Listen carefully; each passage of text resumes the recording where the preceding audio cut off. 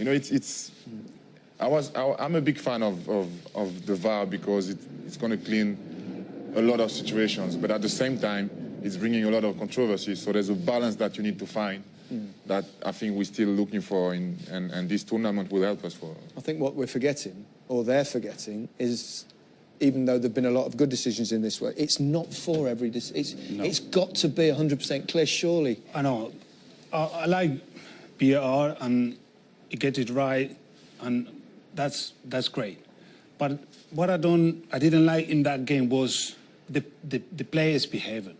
I think the players acting too much. You know, we see after some contact, just players rolling around the floor, going, you know, complaining to the referee. Come on, the player. I don't like that from the player. I don't want to see that again in the next few games to come. I thought one of the positives that VAR would bring to the game would actually cut out play acting from players. If anything, I think in this tournament, it's actually increased it, and it's pretty embarrassing. We saw Pepe in the game before. We saw Quaresma tonight, which we'll have a look at. Some of the behaviour from the players is embarrassing, but the referee was, well, he was hopeless. OK, we've got lots to discuss. Let's first and foremost confirm the group table, Group B, and see who has actually gone through as top.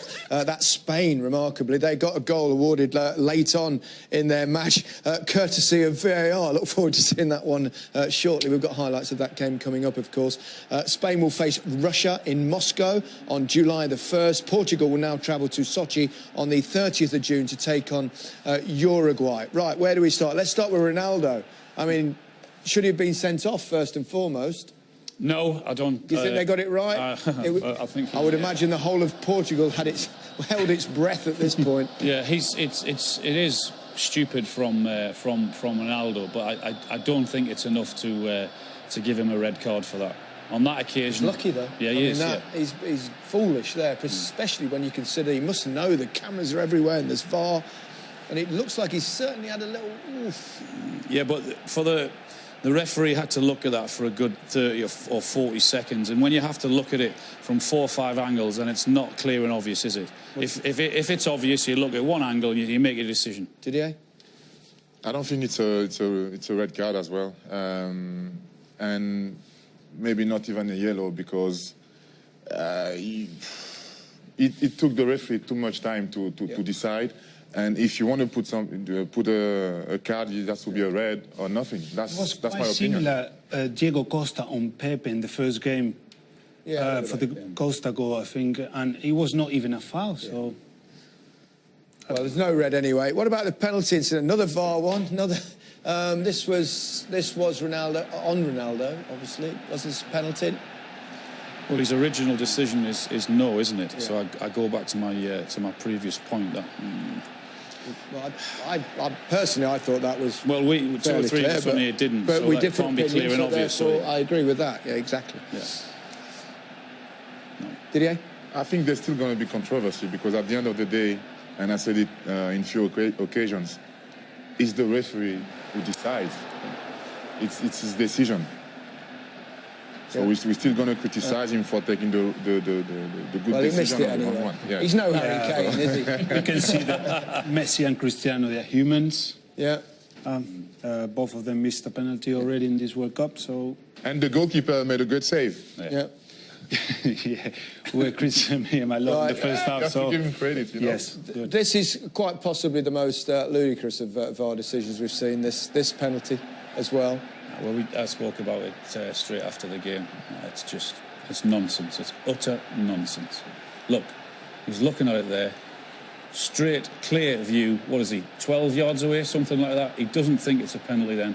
And for him to go and have a look at the screen and overturn that, and he thinks that it's deliberate handball, then I'm trying to keep calm without swearing and getting angry here, because, I mean, that is just a ludicrous decision. Yeah. Good penalty.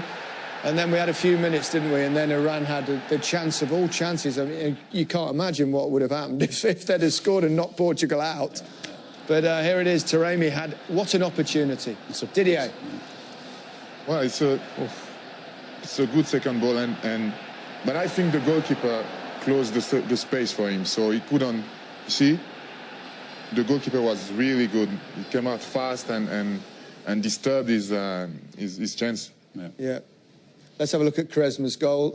In the end, proved so important, of course, for Portugal. And what a beauty it was with the outside of his foot, Pablo. Yeah, we were talking about this at half-time. It was a great goal. I think it was the best thing in this game. I'm so happy we have seen a great goal in that game, because I'm so angry about that second half. Believe me, I didn't like it. But that was a great finish. Magnificent, absolutely magnificent. Outside of the boot, such a tough skill to do that. Lovely. And that was the one occasion where in that first half where they moved the ball quickly, they passed the move, but. Okay, right. Let's switch our attention to the Spain game, of course.